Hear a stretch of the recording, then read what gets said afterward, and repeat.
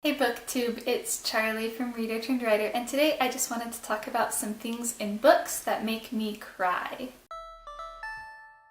So I do cry pretty easily in real life or watching movies and books, and so I just wanted to mention 5 things that are in books that can make me cry sometimes if they're well done. So the first thing that makes me cry is if one of the love interests dies. I am totally okay if they both live or if they both die. And I want to give examples, but I don't want to give spoilers, so I'll just think of my examples in my head, I guess. But I have a really hard time when there are 2 people that are in love and then only one of them dies. I can think of like 10 million examples just off the top of my head where the ending of the book I didn't like because one of the love interests died and the other one didn't, and it was really hard on the one that didn't, and that just makes my heart ache. And I have bawled for like 20 minutes after reading a book because one of the love interests died and the other one didn't, and it just makes me so sad.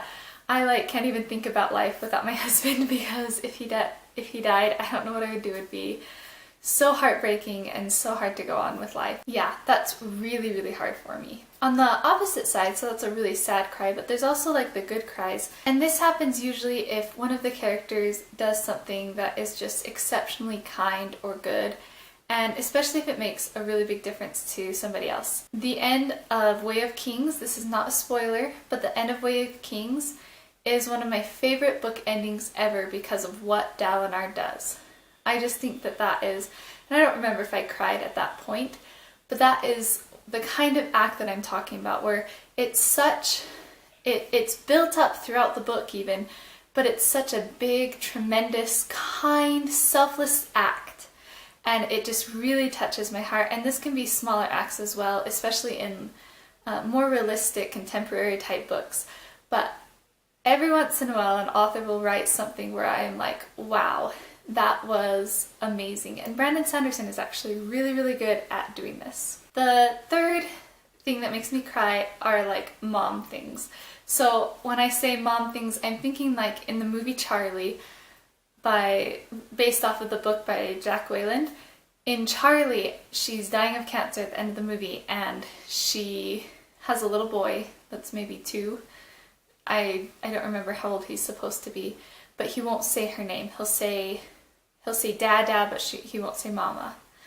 And Charlie is worried because she's dying that he won't remember her, and so there's a scene where she's sitting there in the living room with him, saying to her boy, Sam, please remember me when I'm gone. Please remember me. Please say Mom. And every time I watch it, I just can't help but just bawl. Even before I was a mom, but it's worse now that I'm a mom. And scenes like that are really, really touching to me. Anything involving children could make me cry very easily. In The Help, there are scenes that make me cry because of the little girl that Aibileen watches, because the little girl is just treated so poorly, and Aibileen is just so kind to her, and there are just some really tender moments and some really hard moments, and that can really make me cry. Or if a child dies, I can't even handle that. Moving on to the 4th reason, illness in a book. So like A Monster Calls, the mom has cancer, and the whole book basically had me bawling because of how personal the author writes it with the son, and watching a character go through grief like that, it just touches my heart so deeply, and I feel like I love to feel the character's emotions with them, and that definitely makes me cry as well. And 5th is just if a character is going through a really, really hard time. And this just kind of goes along with illness a little bit, because illness is one of the hard things a character can go through, but characters can go through a lot of different hard things. But if the author writes it well enough to where I can feel the emotion with the character, that's when I cry. Is when I really feel like I am in their shoes, when I can feel the grief or the pain or the happiness sometimes, the joy, then that's when I'm going to cry. Is if the scene is so well done that I feel like I am feeling the same emotions as the character, and if I can empathize with that character. But like I said, I'm kind of a crybaby. I cry a lot. I cry really easily. It's a little embarrassing sometimes. Do you cry during books? What sets you off to cry during a book? Let me know in the comments below. I would love to hear from you. Thanks for watching my video. I will see you in the next one.